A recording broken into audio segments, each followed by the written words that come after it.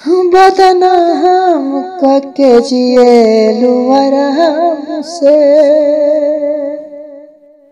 बदनाम भइनी रानी तोहरे नाम से है।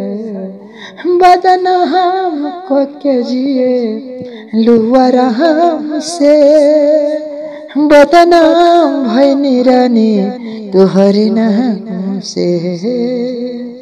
हाय दोस्तों नमस्कार।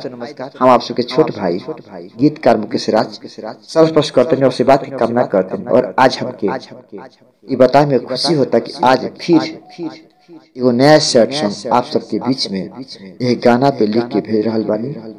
स्क्रीन पर आ गइल बा, आप सब देख सकत हैं। मुखड़ा अंतरा सुनी, यदि अच्छा लगे तो प्यार से बात दी। और बस यदि नया गाना लिखा के बा तो हमरा बस पोस्टर पर दिहल बा एगो नंबर, वो नंबर पे डायल करी और हमसे बात करी। बहुत ज्यादा ना, उस पर नाम जय भोजपुरी समाज।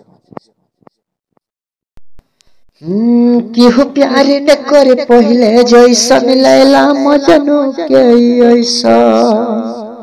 हाँ केहू प्यार न करे पहले ऐसन लैला मजनू के जैसा। नफरत होखे लागल अब लव से, धोखा देके गइल बिया अब जब से। हाँ नफरत होखे लागल अब लव से, हाँ धोखा देके गइल बिया अब जब से। हाँ पहला बार देखनी तहाँ दिल में ऐसन लागल हो, ना जाने कब प्यार भइले हम हो गइनी हम पागल हो। डर लागल अब हमके ख्वाब से, धोखा देके गइल बिया अब जब से। नफरत होखे लागल हमके लव से, धोखा देके गइल बिया अब जब से। केहू प्यार करे वाला ना बाटे ह जमाना में, हर पल खोट भरल बा धोखा दे दे के दीवाना में।